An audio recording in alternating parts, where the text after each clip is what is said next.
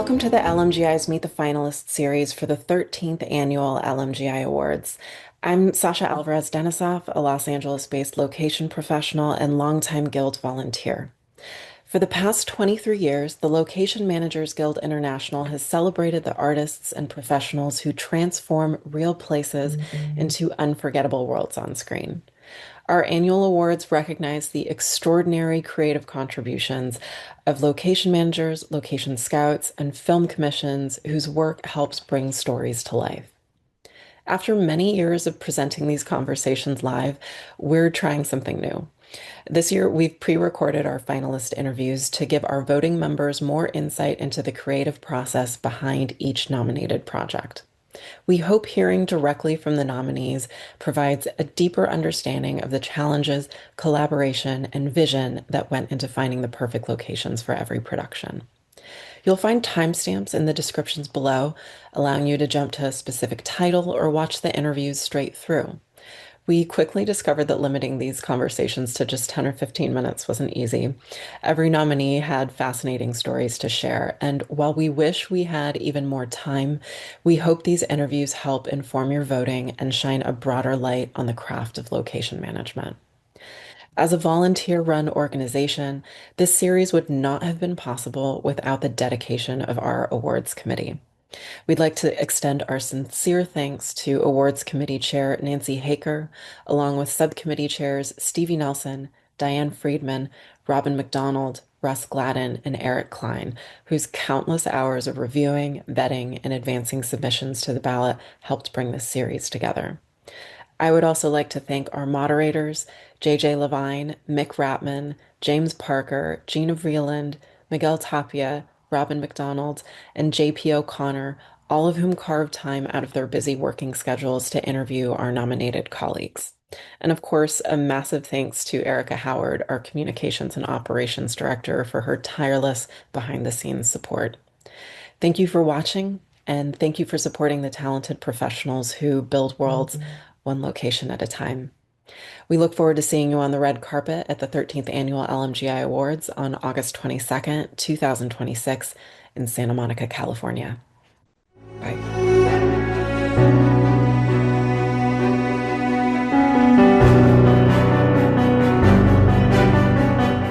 Hi, my name's Mick Ratman. I'm a location manager and international and UK location consultant.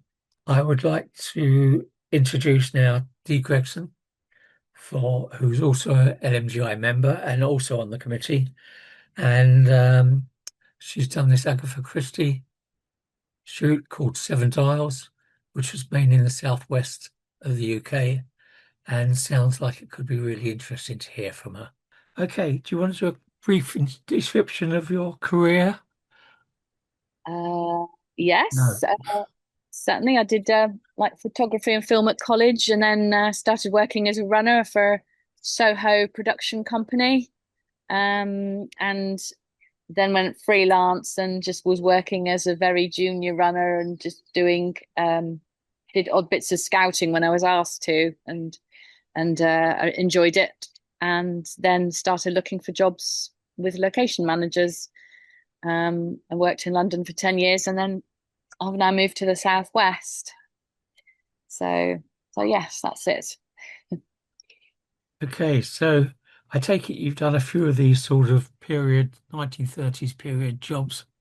Yeah, I've done all sorts of period from like sort of Tudor through to 1950s, 1980s, and everything in between, but a lot of Tudor stuff, weirdly, and a fair bit of sort of turn of the last century, um, that kind of thing. So I do enjoy period shows. I have a lot of fun with those. Great. Do you want to talk about this program, the Agatha Christie Seven Dials? The Seven Dials, yes, that was about a year's work from start to finish. I was contacted by the producer, Joe Crow, and she asked me to get going with some research.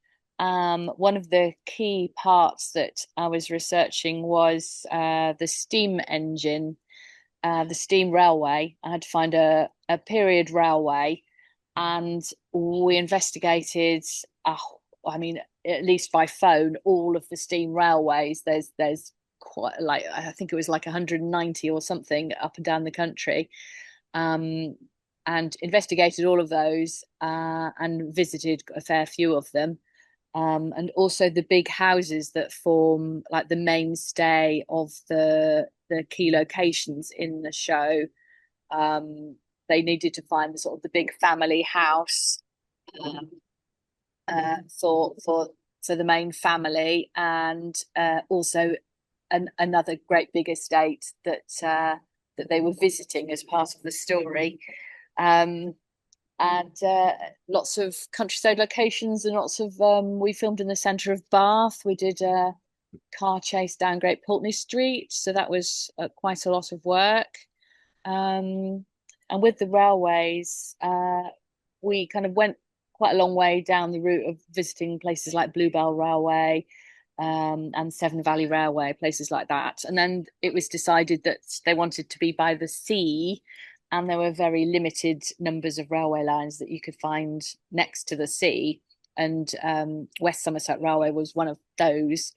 So we investigated that, discovered we could control it, we could stop the train right next to the sea, and play our scenes around there. So that was it was decided upon, and that was also the railways in the southwest. So in terms of geography and our travel, it wasn't it wasn't too far to get to for in terms of where our base was, which was in Bristol. So so that wasn't too bad, and the stately homes kind of clicked into place um, fairly easily. We used Badminton House and we used Westonbirt School and booked it for holiday time. Um, and yeah, we just but it was interesting doing all the research and spending quite a long time doing a lot of research for this. Um, we did a lot of roads. We did a lot of sort of filming on roads with our little period cars beetling along. Um, and the Seven Dials Club. There's a beautiful period square in the centre of Bristol called Queen Square, where they do shoot a lot of stuff. It's having a real heyday at the moment down there. So they've done Sherlock down there, Young Sherlock, and our show and many other shows.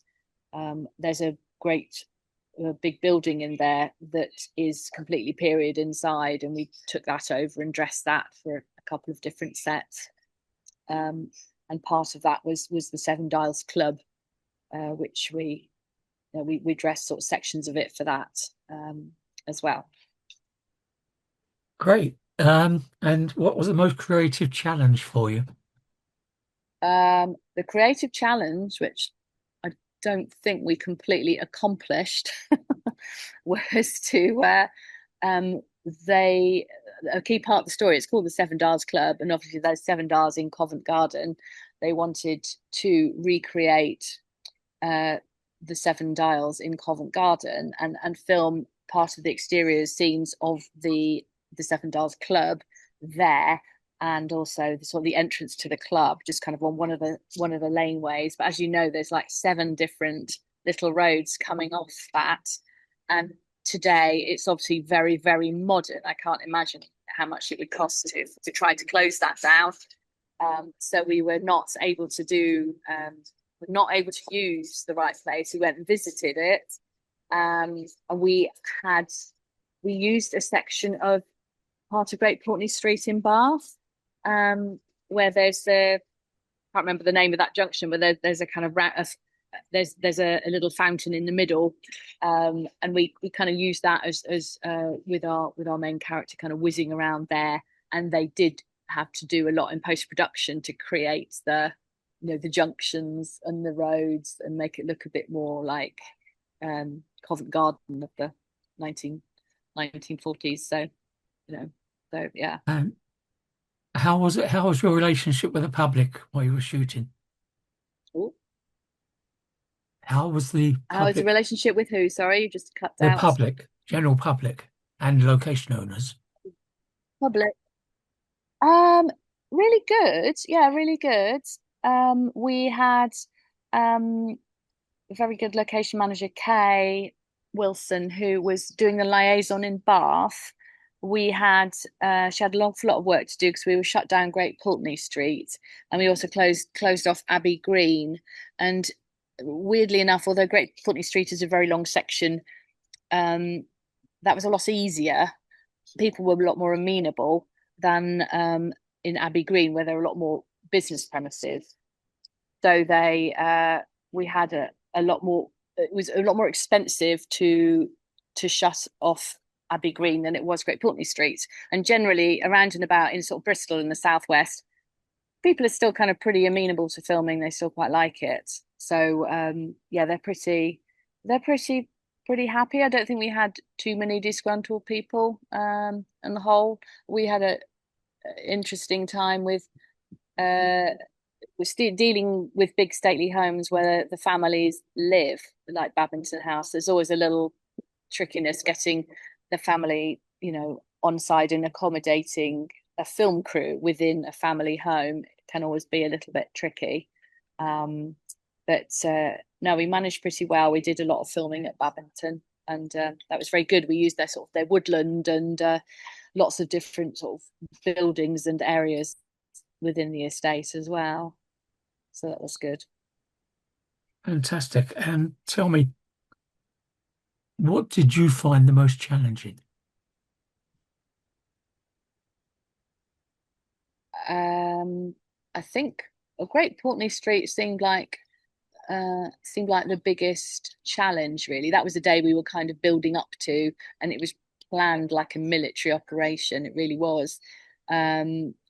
Just getting everyone on side, making sure the Bath Rec Ground would give us space to park our technical vehicles, talking to them about, we had to move all the residents' cars. We had to clear all the cars from that huge long stretch of road, and just getting all the residents to do that, and sort of arriving on the morning to find that, yes, they had they had all moved their cars, and we didn't have to tow any cars. That was quite a big challenge. So it was fine. It was a really lovely sunny day, and actually it went so well that I think we finished slightly early, and they were able to get in some extra shots they didn't think they were going to have time for. So yes, I would say that was our biggest challenge, and we were very happy once that day had gone well as part of the shoot, because that was kind of getting towards the back end of the shoot as well. So yes, that was quite a big deal, that one. Would you do another one of these? Oh yes, definitely. Yes, I love period stuff. I do love Agatha Christie. I'm just working on a Bollywood at the moment, and that's a whole different level again.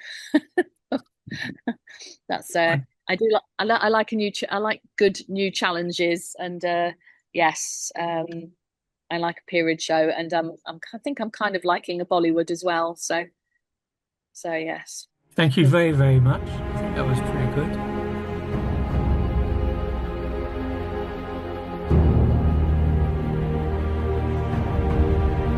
Good morning, everybody. I am here with Eric Fierstein and Christian Fexer from Beef Season 2. Oh, And congratulations to the both of you and to all of your gang for your Thank you. nomination. It's a Thank you. competitive field this year, very competitive. We're going to roll right into the questions, and I want to speak, Eric, can you speak to how Beef created its world, and how that was done through the locations? Yeah, Sonny, our showrunner, had a very specific vision on how he saw the show and how the locations talked to the character of the piece. And so we had to make Los Angeles look like Ojai, Santa Barbara County area. This was like a very specific look. So it had to play into that woodsy environment. It wasn't cityscape. It was very, very much a Santa Barbara feel. And because of that, he was very specific in his asks. And I think we met those expectations. We really looked deep into what was needed and spent a lot of time on a few of the locations that were very specific to the storytelling. Can you, speaking of that, can you give us a few of those specifics, like how, for example, the Josh and Lindsay's home spoke a lot to who those characters were. Yeah, yeah. That house we did that all on location. It was a very interesting, I don't know if you know the background of what happened with this particular location, but we had found a location that everybody was in love with.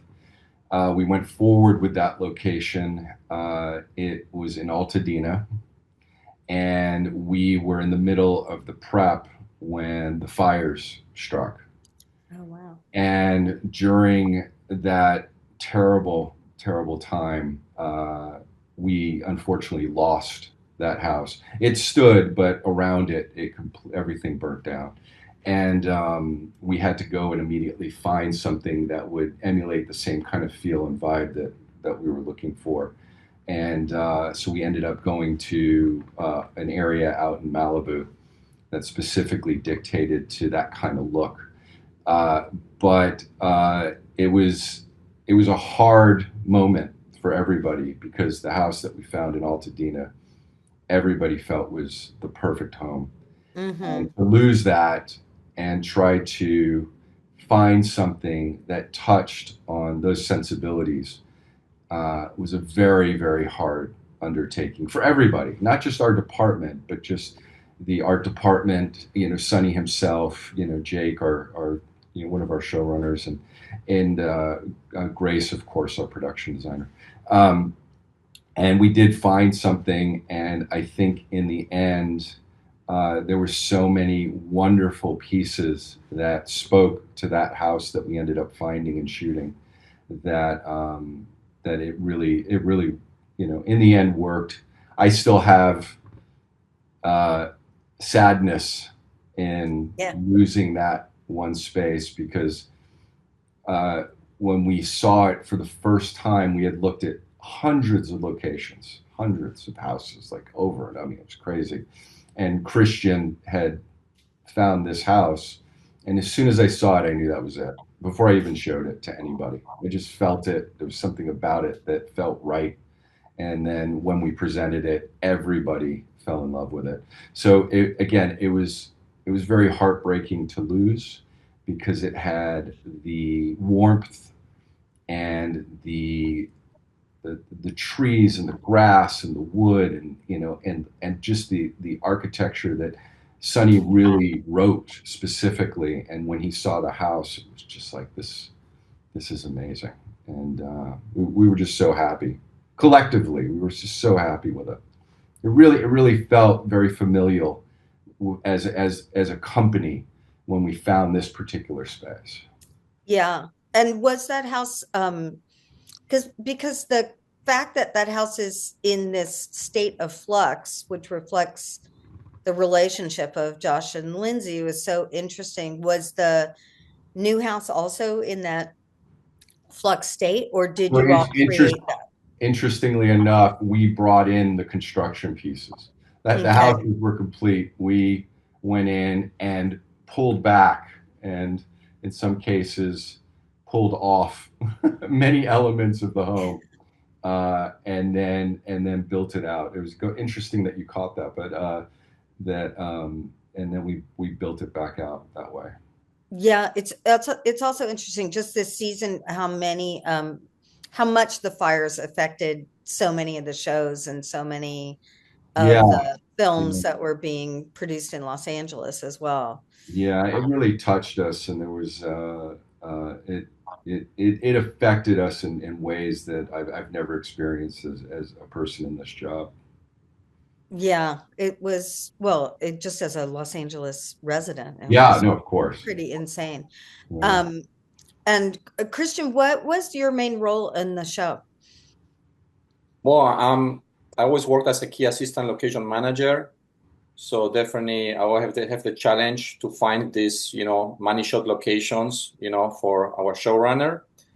And I love doing it. I love the challenge. So every time Eric tells me, the vision of what we're trying to find, right away, I start brainstorming with Eric, and then doing lots of research and going through hundreds of locations and trying to find the best fit for what the showrunner is looking for. And when we find it, it's always such a rewarding feeling, It is. Yeah, definitely that location, the one they placed for Josh. It was very challenging to find on record time someone that can replace this beautiful, unique location that we had in Altadena that we lost because of the fires.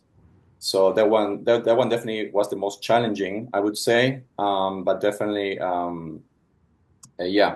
finding locations is what I do and what I enjoy. And Los Angeles has tons of amazing locations that they're always hidden somewhere, Yeah.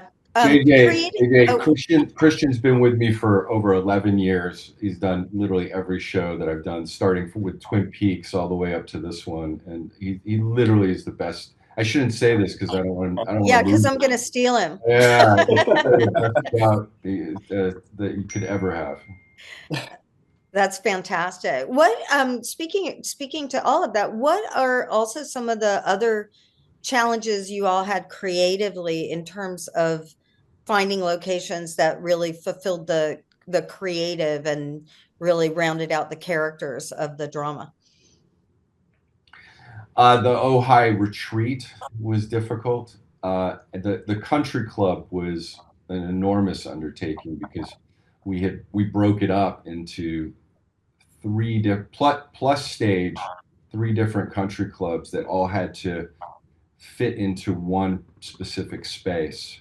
And from being at the Montecito Club in Santa Barbara, and coming down into Ventura County and shooting at a couple of other country clubs that were just spectacular. But to fit them all into feeling like one specific location. So which clubs were those that you all filmed at? It was the Montecito Club in Santa Barbara, which we were very happy with because no one had ever filmed there before. So that was a special treat. And then Christian, you could talk to the other ones. We're literally look into every country club. Spanish Hills, right? We did Spanish Hills. Yeah, Spanish Hills was the chosen one. But literally, we looked into every country club, from Altadena to Malibu to Santa Clarita. We gave every option we could ever, find. Within the 30-mile zone, for our showrunner. The heaviest handed one was Spanish Hills, and they were absolutely fantastic. So wonderful. We went back there 4 different times during the course of the show, spending several days at a time, and they were so accommodating, and it really 100%. Yeah. But definitely it took a lot of pre-planning because we're talking about a massive location that's very busy because it has tons of members. And we had to work around their schedule, the golf championships and all that. So definitely the pre-planning ahead of time was very, very important. Just what we're doing every day regarding parking, base camp, different areas, because we took over the whole country club, and it's a working country club. So. Yeah, so it's amazing they were able to accommodate you. And you guys really were all over the map, like in terms of the LA and beyond LA area, just looking at, a lot of your locations.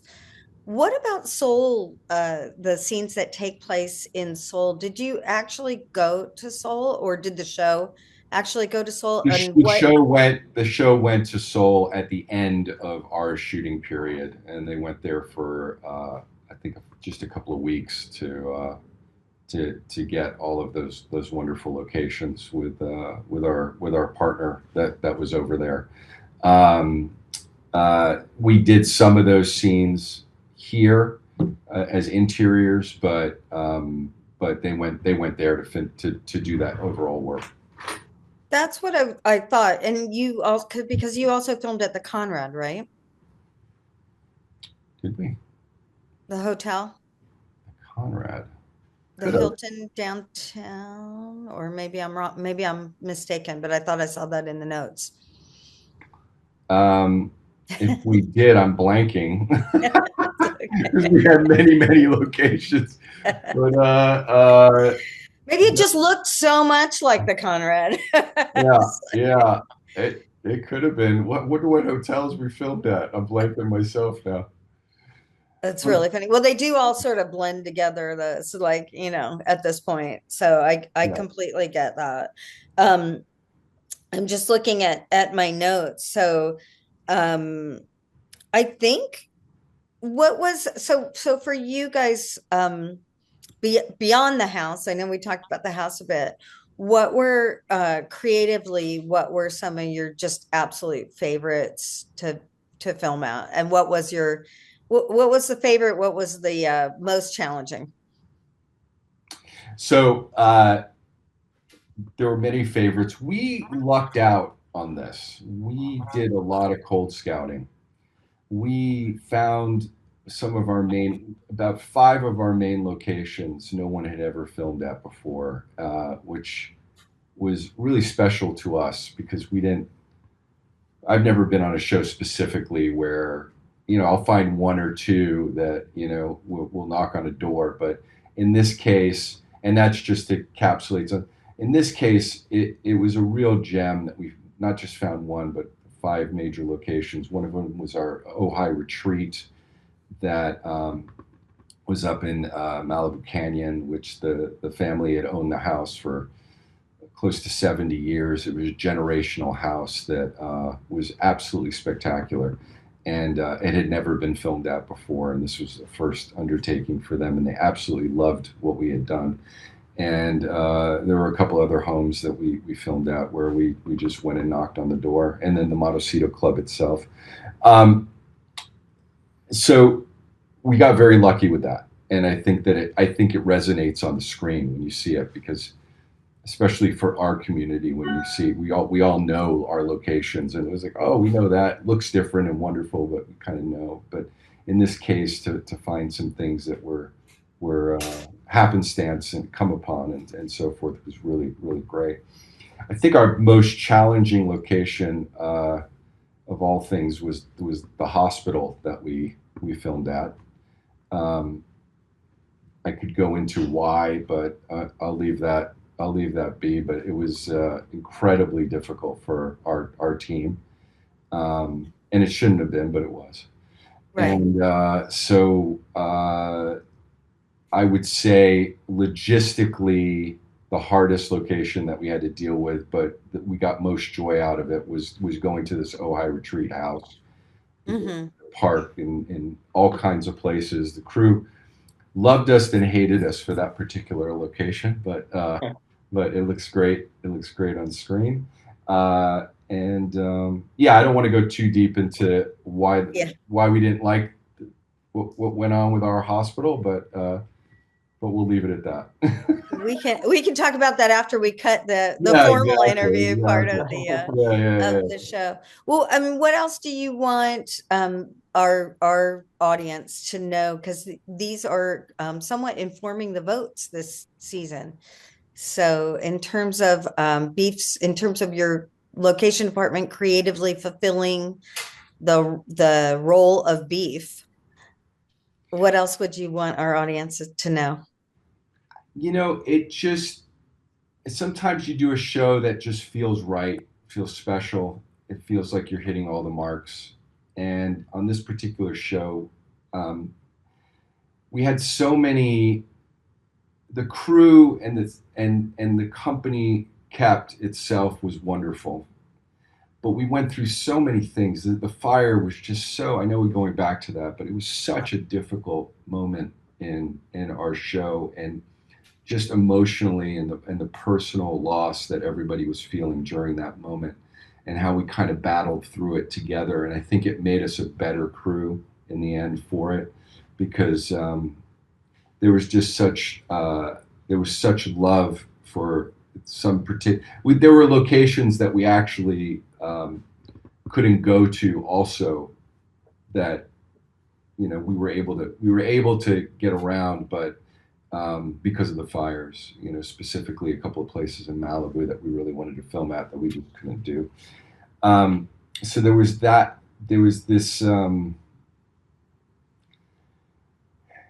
Yeah, I get a little bit emotional about it because it's the one thing that we all kind of came together and really found a place within ourselves to just keep moving forward and get the show done, but also respect everybody's personal loss and what they were going through with their own grief.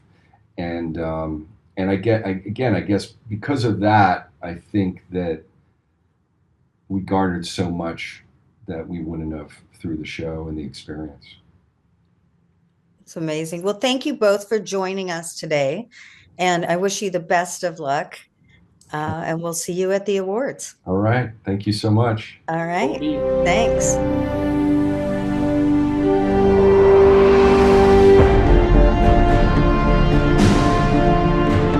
Hi, I'm Sasha Alvarez Denisoff, and I'm here speaking with the locations team of Black Rabbit, who is nominated in the limited series category.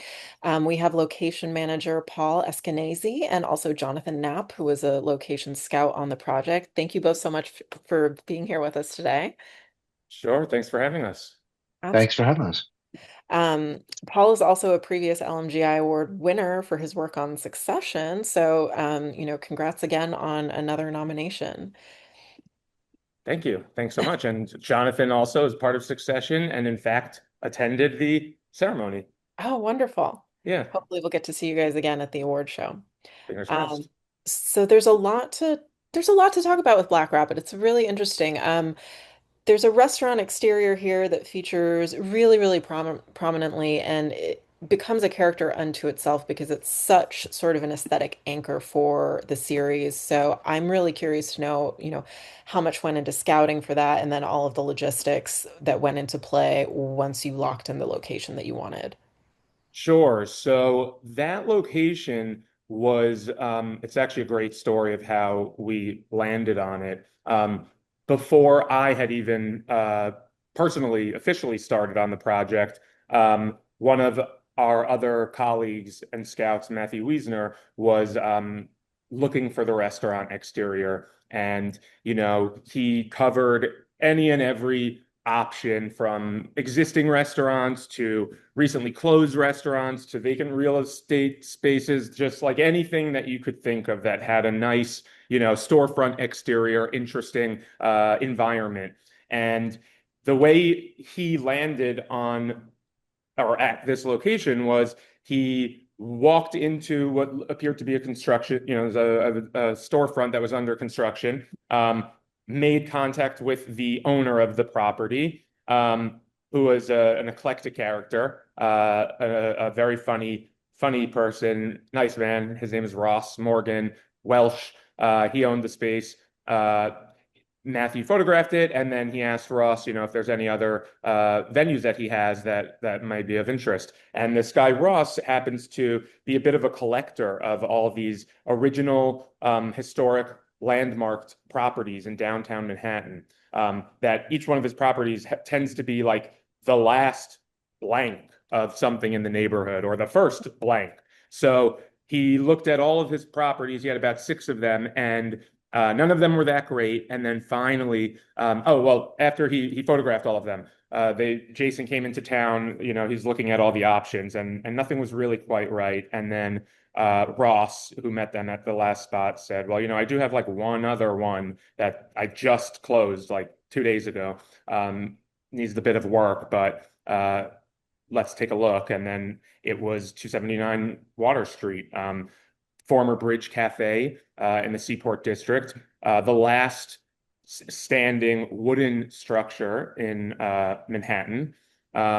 It used to be like it was there during like pirates and all these mythical like stories and legends, but that was the property. It required a lot of work. It is literally slanted and like sinking into the sidewalk from Hurricane Sandy. But I guess that's kind of what probably made it so attractive is that it was such a nightmare of a location to engage. But it's a stunning location and under the bridge, and there you go.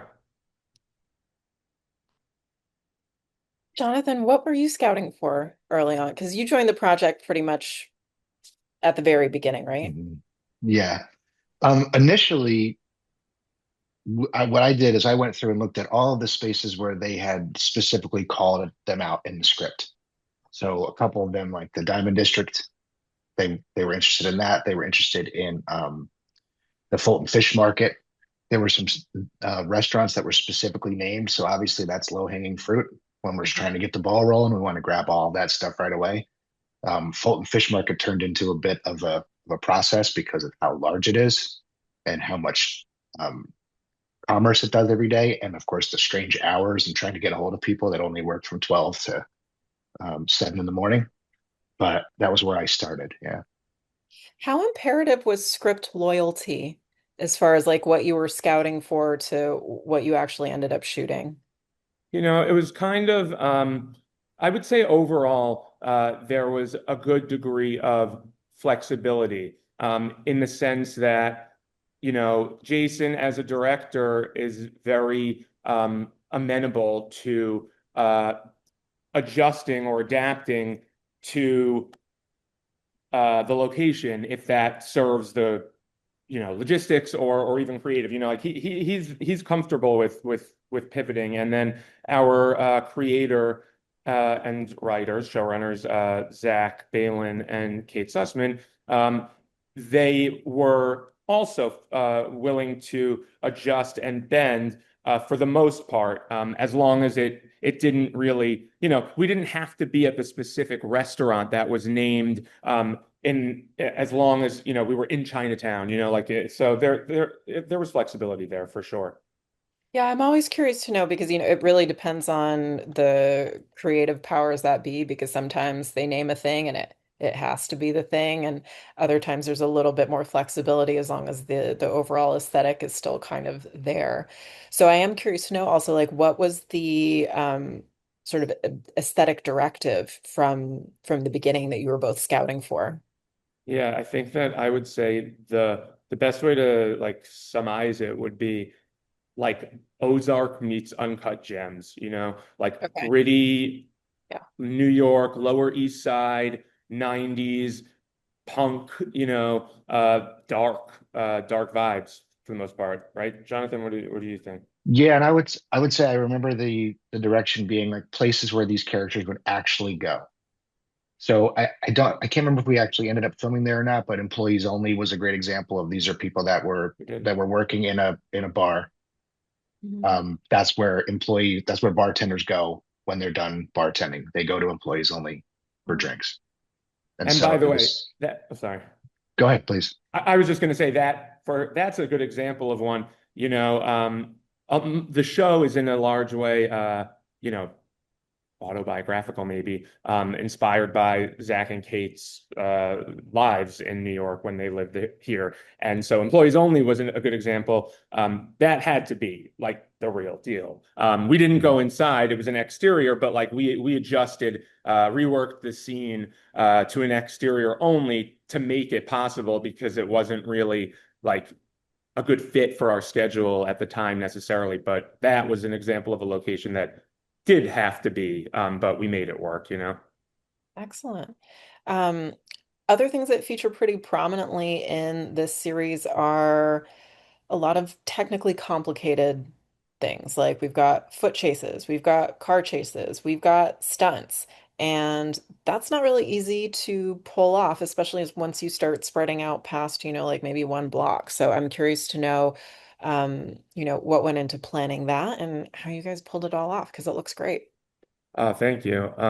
Yeah, and I think a lot of the stunt heavy action sequences were in the finale, in the last episode or two. To be honest, kind of just like blacked out the whole operation because it was so much that at a certain point I just had to stop like thinking about it in such a Surrender to the process. Yeah, I'm just like, you know what? I'm just gonna close my eyes and we're just gonna do it. Like, sure, we're gonna like, have a pod car driving over the Manhattan Bridge like during rush hour on a Tuesday. It'll be fine, no problemo. And the Chinatown chase sequences, everything was a lot of it was fluid, but a lot of it was planned. I guess maybe I would say what oftentimes in the pre-production process, you'll discuss the way a sequence is envisioned, and in your mind, you'll say like, "Oh, well, that's not going to end up happening. Like, it'll end up getting watered down a bit, or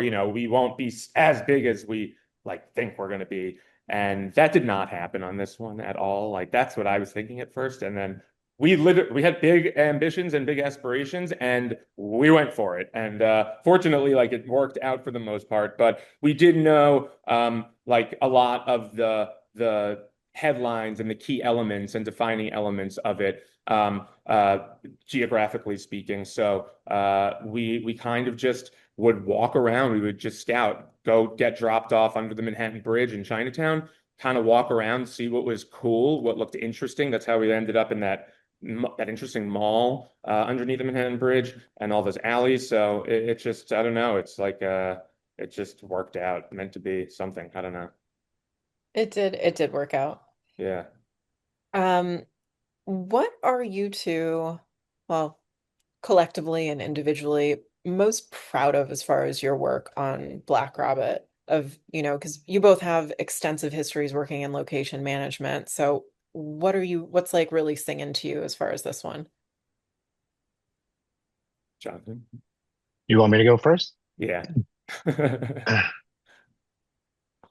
Obviously, the two things that I mentioned right at the top, the Fulton Fish Market and the Diamond District, the Fulton Fish Market turned into a very small beat ultimately, but a lot of work went into that. It was also really interesting for me to learn about that, which is kind of the best part of this gig, to find this world that you didn't know existed, um, and how much business that does. It's the second largest fish market in the world, and there's this whole economy that's going on right underneath our noses that I didn't know existed. I really got a kick out of that, although I had to burn a lot of my clothing from the smell of going in and out of there. Not literally, but I changed every day when I came out. So I really enjoyed that. And then the other thing was the Diamond District, which I hadn't really spent a lot of time scouting in before. I learned a lot about that. It was also incredibly challenging to find not just the filming location. We scouted most of that stuff on the street, but then all the vantage points where we wanted the cameras to be. And they wanted stuff down on the street level, stuff from balconies, overlooks, coming down the street, looking back the other direction. So that was really challenging to try to secure all of those locations. So I thought that was pretty cool.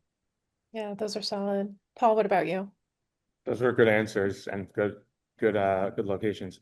I think probably the locations that we filmed in South Brooklyn, which is where I grew up, and I feel like, I want to say, maybe this is a generalization, but most productions don't tend to go that far south in New York to film, because it's not, it's like an hour from the city, 40 minutes to an hour. It's not And when you like say South Brooklyn, like what neighborhoods specifically? so it would be everything ranging from Bensonhurst, Bay Ridge, Dyker Heights, Sheepshead Bay. We had their childhood home that was in Dyker Heights. We had the bar, the Plank that was in Gravesend, and the pilot, Jake and Vince, stop at Roland Roaster, which is in Sheepshead Bay, on their way to the city from the airport.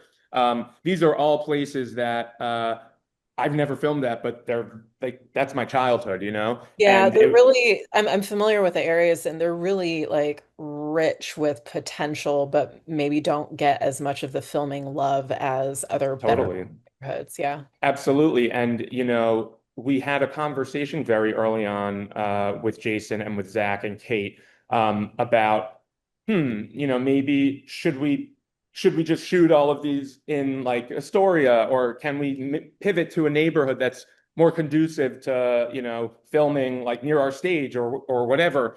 And that was something that was a non-negotiable. And I guess one of the key details is that these neighborhoods are one of the few remaining neighborhoods in Brooklyn and New York that are unchanged. There's not a lot of new construction, new renovations. They're largely preserved. And that was something that I thought was great and cool that, we took on the, additional expenses and premiums of whatever, traveling that far south, because that's what it was meant to be. Shooting under the Verrazano Bridge, that sequence was another good one. It was insane and challenging, but the aquarium and Coney Island, all of that was I thought it was really special, and I was really proud of that. So Oh, you've got another one, yeah. Can I just add one other thing, Yes, which please do. it actually is involved with the chase sequence is New York for Reno, when we were trying to find the Reno exterior. And anytime we get to do that, anytime you like, again, it's like all of a sudden you're looking at the whole city different. You're trying to find this. I ultimately didn't win. I think it was Joel McGlumphy who came through. Well, it and was found the one we technically, it selected. was me. I told him where to go, but he Oh, did shoot okay. it. All right. Yeah. All right. And it was South Brooklyn. It Yeah. was Mill Basin, El Carib. Now I found some that ultimately weren't chosen, but I was like, that was okay. Like it's, It was anytime fun. you can do that and start to look at stuff differently. And then that was where that big crash sequence was, where he was Oh, dealing right. with those. Yeah, so that was The cool. coin collector thing in the pilot Yeah. also, in the car shootout. Yeah. Fantastic. Well done to both of you and to your entire team. Fantastic achievement. It looks fantastic on film, and thank you so much for being here to chat with us about it. Thanks, Sasha. Thank you. It was very nice to meet you. Likewise.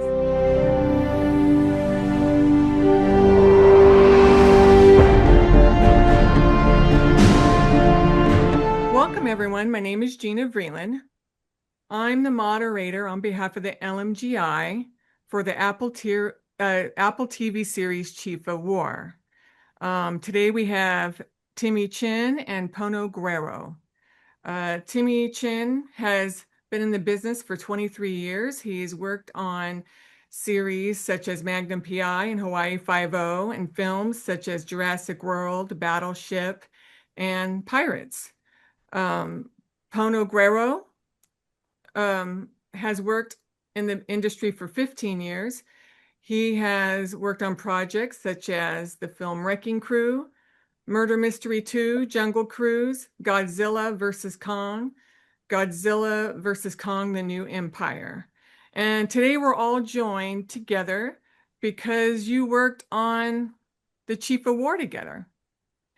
For those of you watching, The Chief of War is an epic historical drama set in the late 1700s. And it tells the story of the unification of Hawaii through the indigenous perspective. And it follows a Hawaiian war chief who joins a campaign to unite the warring islands in order to save them from the threat of colonization. Okay, so I watched the whole series. I loved it. And it's funny because I was watching the volcano erupt at some point, thinking it was visual effects. And I'm going over the notes, and it is not visual effects. Do you guys want to talk about that? Yeah, it was really bizarre because when we started filming, the volcano started erupting out of Mauna Loa, and they hadn't done that since like 1984. Like the first day of filming actually got canceled. And yeah, on the last day of filming, it stopped all of a sudden. Yeah. Yeah. It was interesting that they canceled the first day of filming because of the volcano, which in reality they didn't need to, because it was actually on the other side of the island from where we were shooting. But the I guess producers and everybody, director, they were their hotel was on the side of the island where the volcano was, so they could see it, and I guess it looked, dramatic to them. But from where we were on where the set was, it never came close. Ah, well, it's amazing, you know. And so you guys also filmed on the lava beds. Can you talk about that? Because I'm going over some of the notes, and you guys did almost a mile. You made tell me about it. You guys explain it. Yeah. That was pretty nuts because we were on the director scout with Jason Momoa, who's usually an actor, but he was a really ambitious director. And yeah, we walked out to the middle of this sea cliff, and he decided he wanted to film right there. And it was pretty nuts because all the producers were looking at each other, kind of like, "What are we gonna do for safety? Can we build this in a stage?" And it was kind of a little battle between the creative and, like, the money part. But yeah, they pulled it off. It was a big undertaking, like, logistically, but it was pretty cool. It turned out really good. Yeah, it did. It turned out amazing. And you guys had tons of extras, like what you said, 500 extras? Like, I think it was like 200 extras. We had 75 additional makeup people to do all the prosthetics, the scars. They had to spray tan everybody because they're wearing malos.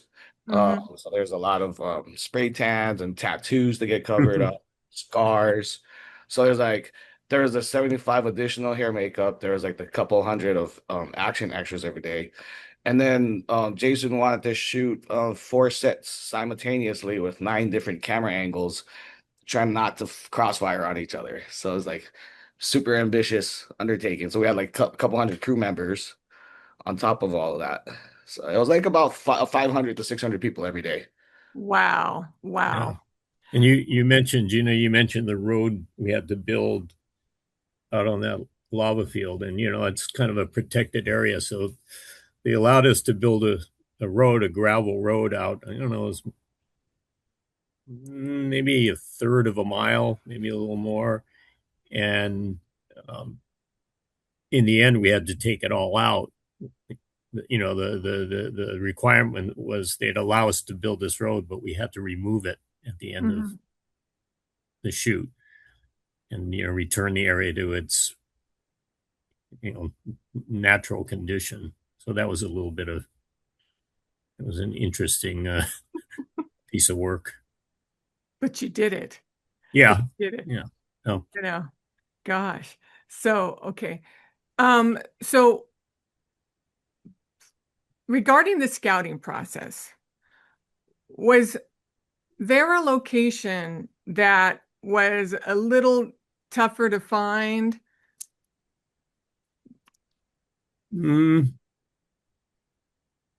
actually, that one the Napoleon mentioned on the love field, that it wasn't. I don't know if it was so much that it was tough. I mean, they were all kind of tough because we're doing a period piece in modern day Hawaii. So to find a location with no evidence of modern life, that was somewhat difficult, um, especially when you're near the ocean, because people come to Hawaii for the beaches, so there's always Mhm. something around the beaches. But that location, like any location search, you go through numerous uh, potential locations before you finally decide on one. And we had started scouting, let's see, I think it was March of that year. March is 22. Mhm. And we had pretty much scouted everything by June. We pretty much had everything figured out. And then Jason showed up, and everything got turned on its head, and we had to rethink everything. And you know, it, it was good because when Jason came, we got him. We were in person with him, so we had his vision, and it ended up being a lot bigger, and I think a lot more authentic Yeah. and Uh-oh. realistic, and creatively creatively, I think it worked out, great. Yeah. Is there somebody that you want to give a special thank you to that helped you solve some problems on the spot? Because I could see that you guys dealt with a lot between the weather, between, the logistics of the lava fields. Is there any city official or government person that helped you make things happen? I think pretty much they all did. I think when they realized what we were doing, it's our history here. So that meant a lot to a lot of the officials, state and county people, because, they're all local Hawaiian. And I think they realized we were telling our story. So they were all very, very helpful.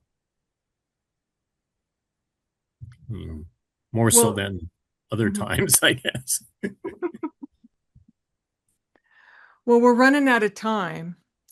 So I want to thank you both, Timmy and Pono, for joining us today. I know that this took a lot of work between Kevin and the cyclone and you with the lava fields and the weather and the volcano. This location team really pulled it off. Oh, thanks.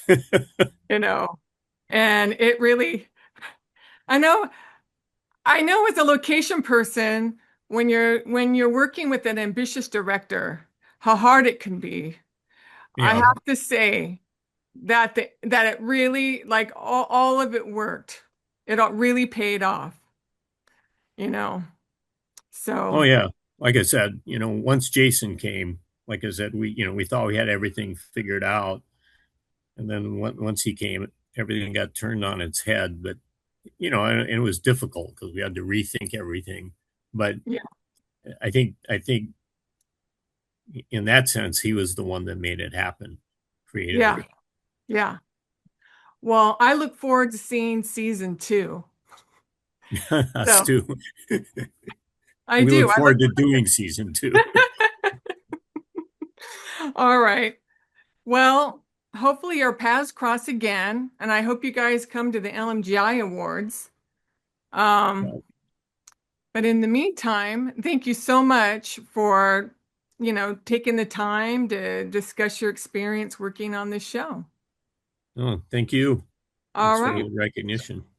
Well, all right. Pleasure's ours. All right. Well, to be continued. Fingers crossed.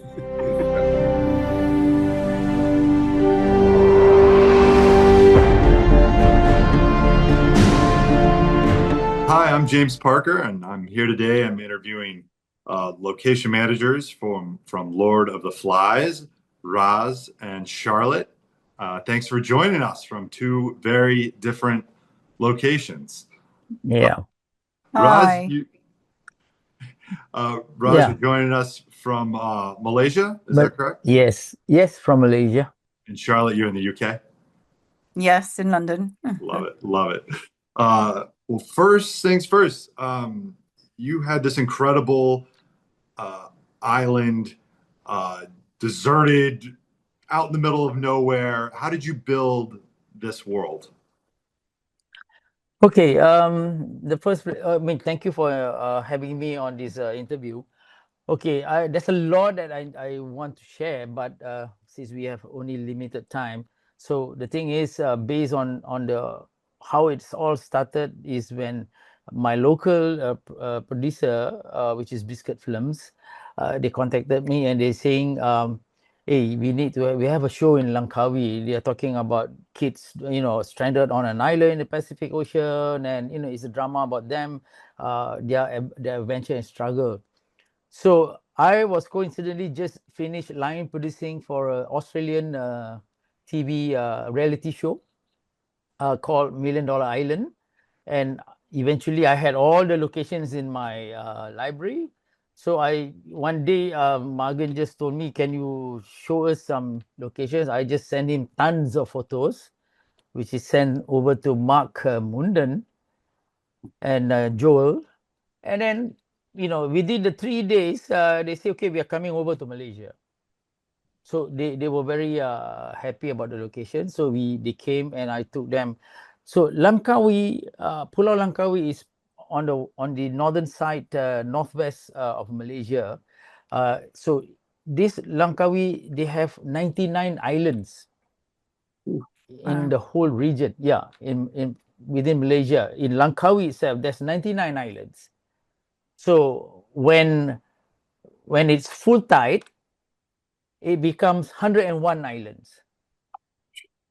Yeah, that's the unique thing about Langkawi. So Langkawi is a beautiful island. It's a tourist island, and there's plenty of areas. And I've brought a lot of productions to Langkawi. So based on the script, I read the script, so I feel that okay, these are the things that they're looking for: a deserted island, with hills and mountains, with for the pig runs, with the high tall grass and all that. So it was quite a challenge for us to get it done. So eventually I managed to get these locations, but it's not just in Langkawi, because the director Mark is very meticulous with his locations. It's a different kind of director that among all the directors that I've worked with, John Chu and Michael Mann and all these people, Mark is different because he's very detailed. So, and he even asked me to recce within the scenes, based on the script. So if these scenes, what's your suggestion? Where should we? So I kind of like felt like it's a bit too much for me because I'm doing locations, but I had to like break down to the scenes. So that's how detailed Mark was. So in the beginning, I was quite pissed off, in a way. I was like quite, oh, this director is a bit weird, so he wants to do it this way. But after knowing him and understanding him, he's such a cool guy actually. And because he has these 4 black books, when I met him one-on-one in his office, at the new office in KL at that time, in Lanson. So I had a good chat with him, and that's where I saw on his table there was 4 black books that was for the 4 episodes. So in every episode, he has his own storyboards on the locations that we have been. He shot on his own, and then he kind of patch up and do his storyboard. So that's where I understood that he is very detailed in all the scenes and the characters and the actions. So then in a way, I told him, okay, Mark, now I understand what you want. I will ensure that I give you whatever you want. Just let me know what you need. So that's how we started building a relationship. I mean, we had a good relationship even with Simon, the production designer, a very young production designer. But he had his own challenges, but it was fun working with the whole team, even with Mark Wolf. And of course, Joel, the producer, is the coolest guy, the coolest producer that I've worked with. 40 years in the industry. Joel has been the youngest and the most coolest producer working. Very easy. And, so as we went on with the show, so the challenges for me was one thing, as we go along, when we already got basically most of the locations, when we started filming, there was still an ongoing locations that Mark wants me to scout for. Oh, I want this. I want a pond in the jungle, which really in the jungle, which is a small natural pond. He doesn't want to have a river where you can treat it as a waterfall, that kind of thing. He wants it really real and deep. So I had to recce out of Langkawi. We went to the east coast of Malaysia, in Taman Negara, where we had to literally trek for 6 hours just to get to 2 small ponds, natural pond, which is right in the jungle. So I organized my team. We went there. We had to do a triangle scouting, triangle tracking, meaning from one end to the first waterfall took us about 1.5 to almost 2 hours. So they had the deep, they had a good swim, and then we went across to the next one, which took us about 2 hours, a bit more. And also a beautiful, amazing waterfall, small waterfall with a pond. They had a good dip again, and then we have to track back to the first point. So that took us 6 hours to track. It was deep jungle, yeah. You have to go on a 4x4, four-wheel drive, cross rivers, and then come to a spot where you need to, get off and then start trekking. In fact, just to let you know, we even before we went in Taman Negara, I saw tracks of tiger paws because it was after it rained in the late night, in the early morning.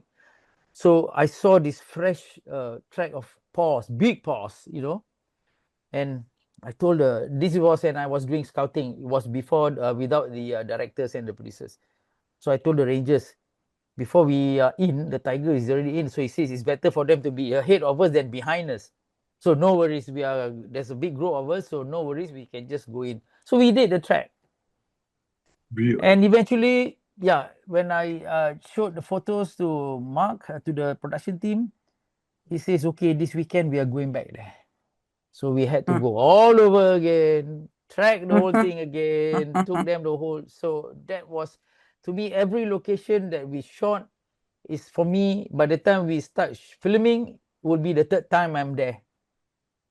Climbing hills, the first time, taking the photos, send it to them. Okay, we want to go to this hill, that hill. So I have to take them again. And then they are okay. So when we went up there, it was kind of like, okay, kind of a mini tech recce. They brought some of the HODs so that we don't have to have double time. So by the time we shot there, up the hills, then it's already the third time I'm up there, and then we have to also create roads. In Langkawi, there was this hill, the top of the hill scene, where they see the view, they see the peaks, peak runs and all that. That was in Langkawi. So that hill was an abundant land area, which we had to clear the top area. But going up there was through all the brushes, the bushes, overgrown trees, shrubs. So we had to use a four-wheel. We had to literally manually go and cut off all those trees, create the path, and then went up there, took them, everybody up there, and they love it. So now, okay, we start planning. Okay, we can cut here. We need to burn here, blah, blah, blah.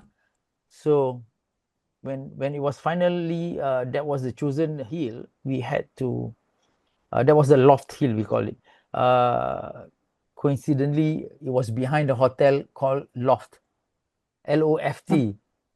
So we call it as LOTF. A sign. Yeah. So that's a sign. Yeah, exactly. That's a sign. So they were very happy. So, but we had to do, literally create a road manually, with two four-wheel drives, scoop the tarmacs and everything, rise up, get about 12 of them, start patching up the road so that all the four wheels can go up. We had to drag a 3-ton lorry with a Jenny halfway, and then trek through the jungle to pull the cables up to the top of the hill. So these were all the crazy challenges. You're talking on land, which is on the hills and all that. But then when you go back to the sea, to the islands, Chawi Island, the main set, there's two main beaches that we use. One is Chawi and the other one was Palm Point, where the children, Ralph's camp, his campsite. Yeah. And then the long beach. We had to deal with the tides, water tides. And imagine our first AD, what was his name? I can't remember his first AD. Our first AD. Wolf. No. Wolf was a DOP. Damn, forgot his name. But anyway. Not Mark. No, not Mark. Wasn't Mark.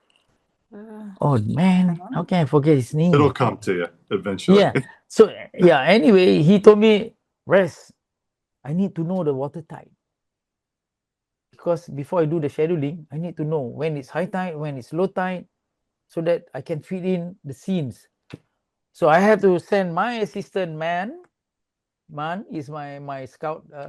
He has to be on his boat to wait there every hour, take a photo, measure, mark, how high the water rises to the maximum tide, whether we still have a beach, how Wow. much beach do we have, and then on low tide, what's the furthest we go and how much beach can we see, and how do the boats go in. So that's where we had to have pontoons, floating pontoons, which was about 200 feet long. For on low tide, the boats can just land and offload the kids, and they have to walk on the pontoons towards the beach, and then we have to have lifeguards along the 200 feet pontoons for safety. The kids have to be on their life jackets. They have to walk through. Sometimes it's quite wavy, so all these safety measures, the logistics. So that was such a challenge for us, but because I had that first experience when I did the Million Dollar Island for the Australian show, so we had that experience. So we kind of knew, okay, this is, we know how the tide was, and but we didn't expect the first AD to want us to know every hour, So Right. that's how, yeah. So it was quite a challenge for the AD to do the scheduling. It was amazing that he's amazing AD, I tell you, because for him to fit in the scenes where we can have beach scenes, and then on the days where it's a high tide, then we go inside the camps. There's also the burnout jungle area, where they came out from the hills, with the darkened trees. Those were Right. all painted with spray with black. It's on the same island, but on the edge of the corner of the beach. So Wow. we had to adapt all that. The burning hill was on a different was on the main island, Langkawi, where it was one of the villages. I knew one of the owners. It was his land area, which was hilly, and it was perfect. So we had all the burning scenes there. And then you imagine burning real fire in a jungle area You, where you need to have the safety. you We burnt, you had the did practical burning? You burnt? yeah, Wow. but Wow. not as big as what you see in the movies. Right. Yes. Yes, of Yeah, course. it's still a fire, but they multiply and all that, but still burning. So we know we had to have a border where we need to cut off if the fire gets spread. There's a cut off, so it won't spread further to other people's Right. jungle Right. land area. So these were all the logistics and with the authorities, and these were it was the most satisfying production for me. Challenges for me, because for me, my satisfaction is when I get the production to go wherever they need and get their shots done in whatever situation of a location. That's my passion. My satisfaction is when, okay, everybody get to go in, they have the logistics all sorted, they shot everything, and they get to do it. That is my satisfaction. All the movies that I've done. So every challenge is, for me, every movie, it has to be new challenges. When they say this is minimal stuff, so imagine doing this for 40 years.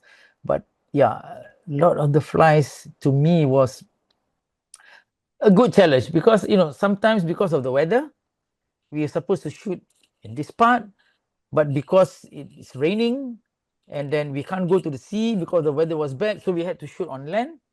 So Right. they will say, Raz, I need to shoot at the pond. We have one small pond, which we need to do it like day after tomorrow.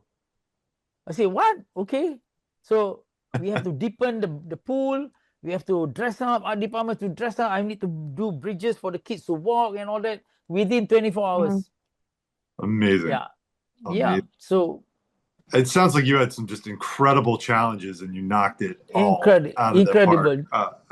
Tigers, I don't even know what to think about that.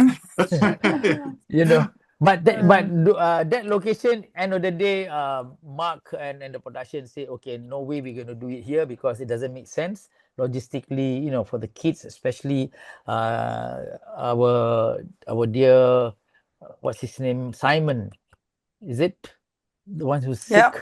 Design. Yeah. Oh, yeah. So he's very fragile, so we cannot push him too much. So okay, we forgo the island. They wanted to have, Mark wanted to have a more beautiful sea, waters with the island. So went to Tioman, another island which is in the east coast. and everybody went there. We waded in a stream, with leeches and with the boat ride from Tioman Island, you have to have another 1 hour boat ride out to sea, to the open sea.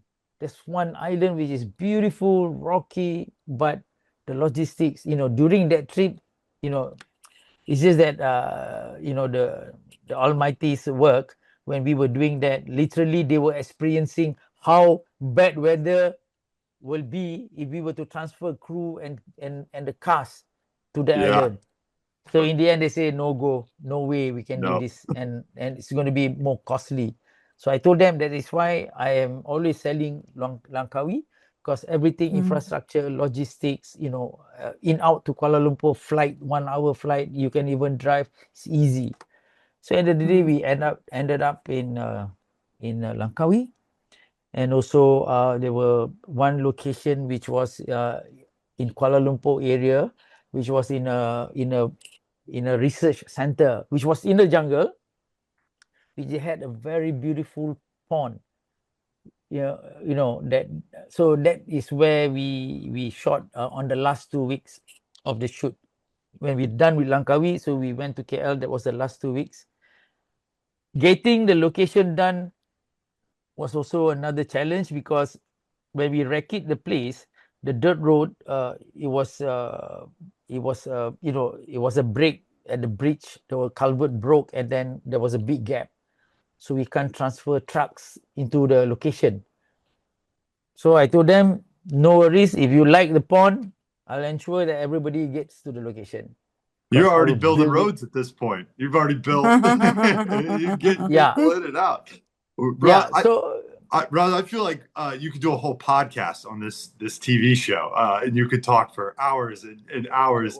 I do want to get Charlotte to talk a little bit about the UK locations and what were, you didn't have tigers, but what kind of challenges did you have over there? Yeah, I mean, I was going to say, how do I match that? Hey, I mean, I guess the only animal that I had to, dabble with right at the beginning was so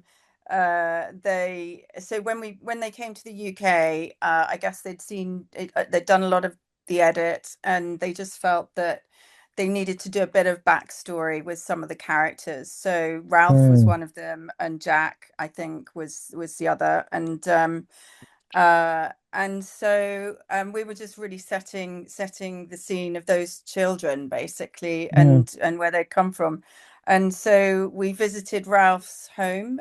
He for some reason lived in a cottage in the middle of nowhere with his parents, and I think the story was that his mother died. But there's a sequence of him and his father with a stag in the woods, and the only sort of actor stag that we have in the UK happens to be a deer with no horns.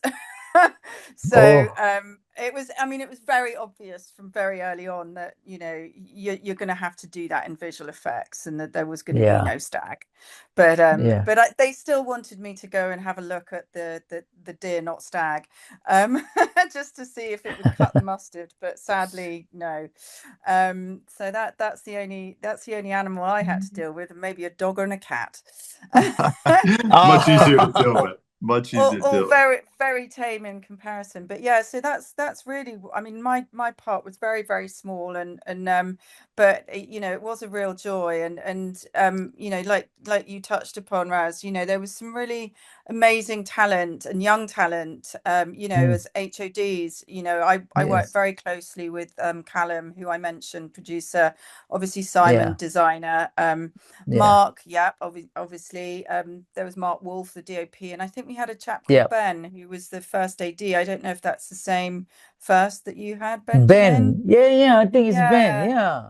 Yeah. There you go. Got it. There it is. It came to you eventually. Yeah, man. So once they got over the trauma of having to bring all the kids back, but realizing that they weren't having to put them in jungles and beaches and boats and all that kind of crazy leechy land. I think I did hear stories about the leeches, actually, and leech checks because of kids in war, anyway. but we had a week of filming in the UK. We were driven by wanting a cathedral to set the scene of the choir boys, and I guess that in some ways led us to where we were gonna shoot. There's only two cathedrals close to London, and we ended up at one up in St Albans, which was lovely. There's such beautiful buildings to work in, and then most of the other content was about Ralph's home. His mother had died of this funeral, and as I say, this sort of moment with his with his father, hunting this stag, which was I think some sort of analogy for something else. But and then we had the flight itself. They felt that they needed to see the boys leaving, and obviously it's set in oh gosh, the book was written now. When was the book written? Was it the 30s, 40s, 50s, something like that? So I think, yeah, in 50s. Yeah, they'd historically set it, back then. Yeah, it would have been the 50s actually. Yeah, I don't think we had commercial flight till the 50s, right? So, for us, we had to then, go to where those planes are, that we can film on over in the UK. So that took us to one of our historic airfields, called Duxford, which has one of the largest collections of planes and tanks and all that kind of stuff. It's part of the Imperial War Museum. So it's a really lovely, fascinating place to work. I love anything to do with sort of trains, planes, vehicles. For some reason, I that excites me in the film world. But was it easy for you to acquire the plane and the old airport and all that? Yeah, was it yeah. easy I mean, for you? yeah. I mean, the plane is a historic, prop, I guess. So they're used to film crew being up there, and I see. Okay. that Okay. I think there was a choice of a couple of planes, but the one, we chose one. We had to move it to a section of tarmac where you had a sense of some historic warehousey buildings, Yeah. because back then it would have been more like a military airfield rather than it's not a Gatwick and Heathrow for sure, so that kind of sort of hangar look, obviously fitted in with the period as well. So Yeah. but then the challenges for that is that this show created so much, with what was a relatively slim budget. It wasn't a huge budget, but the look of it looks incredible, and that's what you did over there was really amazing. And yeah, that probably that detail that you talked about with Mark, and the DOP's camera work was just amazing to make it feel, and the locations to make it feel a lot bigger and a lot more expensive than it was. So when we got to the plane, it was I was thinking, well, this is a plane crash, are we surely not going to build this and be on a gimbal rig? But they were like, that was completely out of their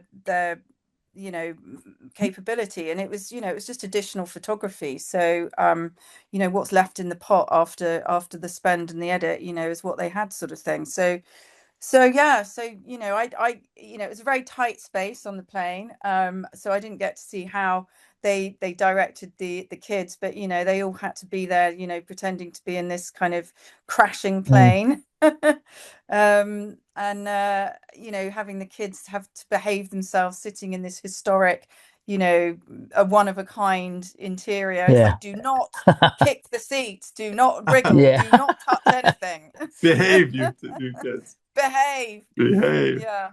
Well, guys, it has been fantastic talking to y'all. I could spend the next several hours chatting and hearing stories, and hopefully y'all make it out to LA for the awards. And I would love to continue to talk with you both off camera.